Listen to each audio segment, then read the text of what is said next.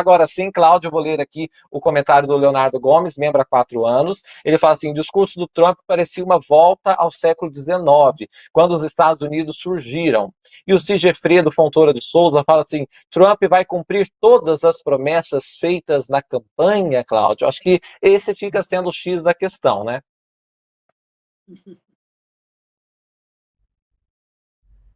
Estamos sem te ouvir, Cláudio. Talvez você tenha silenciado o som aí, ou é aqui, vamos ver. Aconteceu a mágica, agora te ouvimos. Tá ótimo, então. Então, boa noite, Afonso, boa noite a todos os ouvintes, Caio e aos outros presentes aqui. Olha só, para tudo acontecer, tem coisas que estão muito mais na mão dele, tem coisas que são super difíceis de serem articuladas, né? Muito fácil falar, por exemplo, a questão das tarifas, né?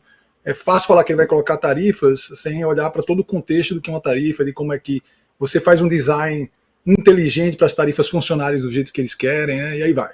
A lógica é muito simples na cabeça, só que não funciona no mundo real, que é: eu aumento minhas tarifas, os produtos ficam mais caros, os americanos compram menos do seu produto, então você vai ter que, de alguma forma, reajustar e ceder alguma pressão que eu estou fazendo. Só que, na verdade, não é assim, né? Você olha para 2016, o Trump colocou tarifa na China, em vários países naquela época.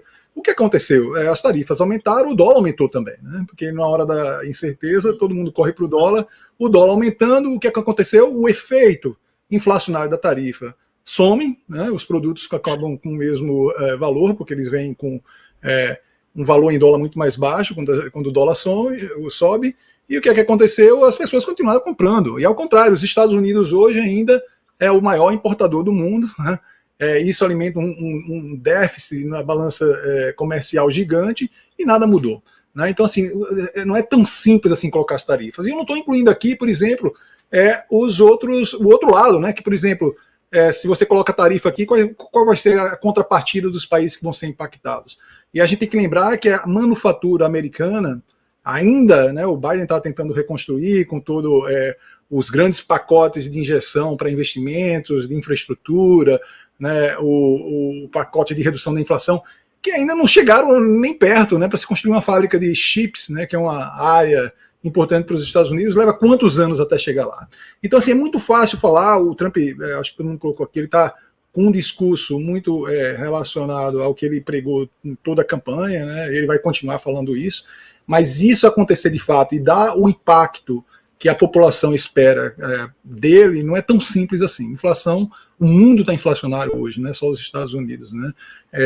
Tem até questões que se olha para o passado que foram erros dos Estados Unidos, inclusive de governos democratas, como a questão do petróleo, né, que reduziram muito os incentivos para o petróleo, que coloca em risco a questão da autossuficiência energética dos Estados Unidos, porque todos os investimentos em energias sustentáveis eles não vêm rapidamente, né, vão levar muito tempo, né, e agora ele quer fazer o contrário, né? Então, assim, está tudo confuso ainda, está tudo na promessa, é tudo muito simples, tudo que é populista é muito simples, não olha para todo o contexto, não olha para o que a gente chama de efeitos não esperados.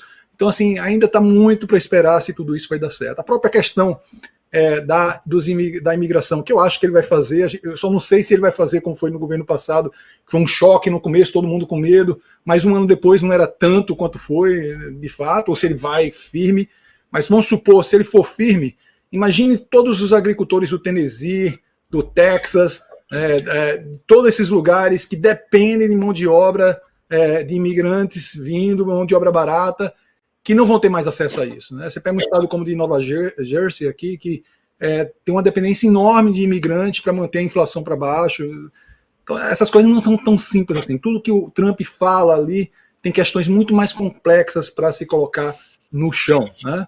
No chão. A grande questão que eu tenho de tudo que ele está falando é qual é a real agenda, né? Então, a agenda é de agradar essa massa que votou nele, mas tem uma outra agenda aí por trás desses interesses que estavam ali perto dele, que estão fazendo lobby. É um governo que é do favor, né? Isso lembra muito os nossos países latino-americanos, né? De quem está perto do governo, quem está influenciando, quem está tendo conversa, né? Então, assim, a gente vê esse passo que há muito tempo não existia, sempre teve lobby nos Estados Unidos, mas não tão explícito como a gente está vendo aí, de selecionar, de ter grupos selecionados dentro de um lugar como a Rotunda, né, para para fazer. Já no começo você vê essa segregação que é interessante. Isso que me preocupa. Qual é a agenda por trás disso tudo aí? É difícil de enxergar quem é que vai se beneficiar com isso, porque são muitos interesses diferentes tentando influenciar uma pessoa que está com a agenda para fazer o que ela quer, com o Congresso na mão, com o Supremo na mão. Então, vai ser interessante observar o que vem pela frente. Olha, eu quero pedir para todo mundo compartilhar essa nossa conversa para que este ponto que o Cláudio trouxe, todos os nossos convidados, consiga chegar a mais pessoas. Ô, Caio, é irresistível também trazer aqui a questão do Brasil nisso tudo, né? O governo brasileiro, como de pronto seria feito, enviou um embaixador em Washington, é a praxe nos Estados Unidos, o presidente não vai mesmo, né? Só que aí o bolsonarismo foi em peso lá para a posse, o Eduardo Bolsonaro, a Michele Bolsonaro e deputados brasileiros. Mas, como era até de se esperar, eles não ficaram nem na rotunda do Capitólio, nem na parte interna que tinha os telões, nem no Capitólio. Não tiveram um credenciamento para isso. Acompanharam distantes e em eventos muito menores que têm a ver com a posse do Trump. Isso eu digo por causa do barulho que foi feito em relação a essa ida. Tanto é que o ex-presidente Jair Bolsonaro chegou a pedir autorização do Supremo para ir. Aí, se fosse, ia ser ainda maior a gafe, porque ele iria ficar onde, né? Não iria nem ver o Trump praticamente, pelo menos nestas cerimônias tão importantes.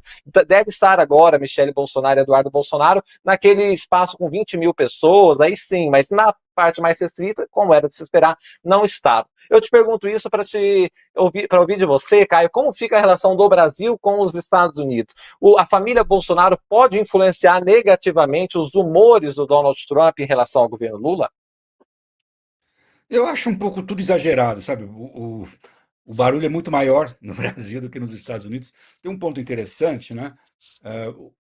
A presença ou não presença do Bolsonaro é muito pequena em relação, número um, à presença do Milley e da Giorgia Meloni, que é a interlocutora do Trump numa área que pode explodir, que são as relações dos Estados Unidos com a Europa, com a OTAN, questão da Ucrânia, né, com a União Europeia. Então, ela é importante. É curioso, muito mais importante foi a presença do vice-presidente chinês na posse, que é uma coisa. Primeiro, estar estrangeiro na posse é uma coisa nova, é coisa do Trump. E vai influenciar? Eu acho que não. Eu acho que aí são coisas de relação diretamente de justiça para justiça. Não existe mão dupla com o Trump. Com o Trump existe mão única. E o Trump gosta de quem está vencendo. Se você está numa situação política forte, ele vai te paparicar ou não. Por exemplo, uma relação com um cara que de primeira hora já foi paparicar o Trump hoje, antes da posse, foi Netanyahu, mas é uma incógnita qual vai ser a relação de Israel com os Estados Unidos na era Trump. Ele pode trair o Netanyahu, né? Em relação especificamente ao Brasil, relações de governo para governo, Estado para Estado, o que o Lula falou hoje foi uma coisa normal que está todo mundo fazendo. Você tem que se acomodar a uma realidade. O presidente do país mais poderoso do mundo é o Donald Trump. Você não vai ter uma postura infantil. Você tem que esperar o melhor e se ajustar da melhor maneira possível. Se o Zelensky precisa se acomodar a um cara como o Trump, depois de tudo que o Trump fez com o Zelensky, e em função do Zelensky, o Trump sofreu um impeachment, o primeiro impeachment ali, antes ainda do negócio do Capitólio, o Lula também. Então todo mundo vai ter que se adaptar a essa realidade. Tudo que o Cláudio falou, sabe? O mundo quer evitar uma guerra de tarifas. Então todo mundo vai ter que trabalhar para evitar uma escalada das tarifas. Então vai exigir muita negociação. E tudo que o Cláudio falou também, eu queria destacar um ponto que você pediu para todo mundo destacar. Eu levo o Trump a sério. Eu levo o Trump a sério, sabe?